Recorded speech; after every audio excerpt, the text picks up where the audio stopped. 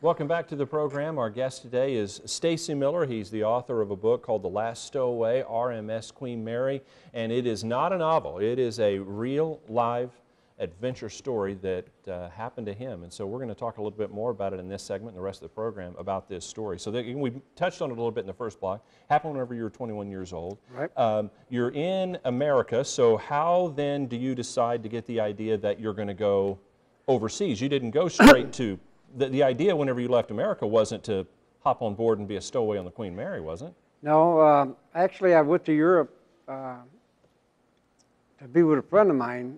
He was my best friend, and Tom Calvert, and he was stationed in the Army over there. So he came home on leave, and he was on a 30-day leave, and of course we got together, you know, as we always did, and he was coaching me to come over to Europe.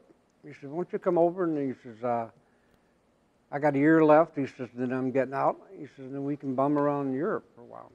And I was thinking, well, man, we could just bum around the world. Just, you know, forget about just Europe, go everywhere. I wanted to go see a llama, you know, and I had to go to Tibet and all that. Right.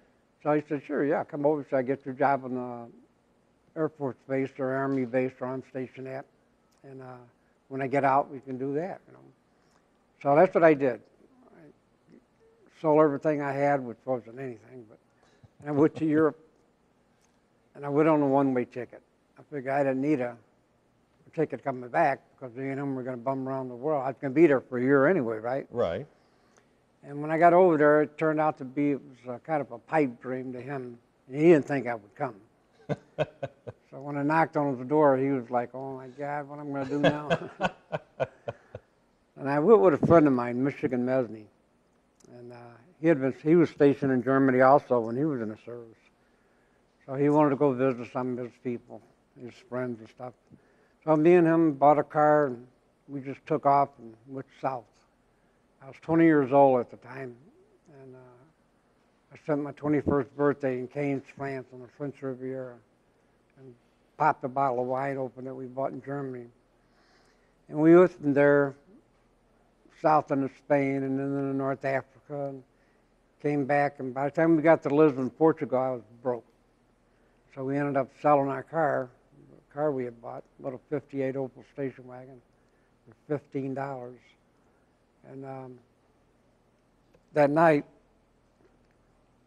Michigan and these two girls that were traveling with us from Cannes, they went to see a movie.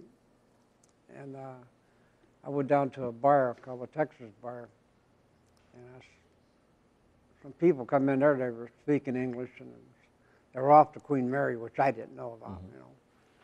And they're sitting close enough to me that I could hear the sound of English.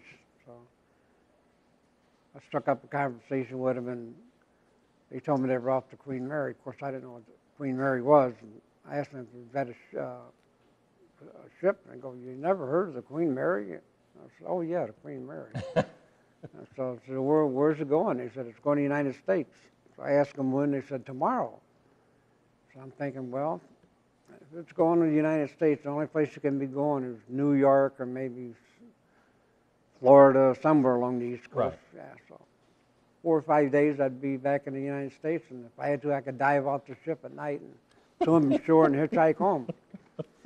Anyway, we got into the conversation. I asked them about stowing away. And they said, "Well, if you've got enough guts to stow away, we'll get you on board and we'll take care of you." Of course, I couldn't understand why they were so enthusiastic about it. But that's how the deal was struck. So they helped me get aboard, and the next day we... So now how, you just skipped over, so how do you get on board? How do you get on board that ship?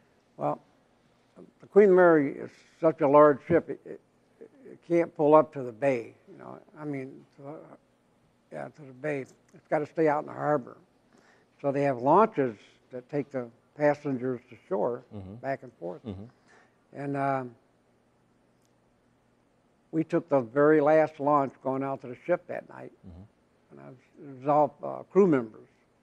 And you know, the ship had only been out at sea on its travels for 3 days, and it was all new crew members on it. So.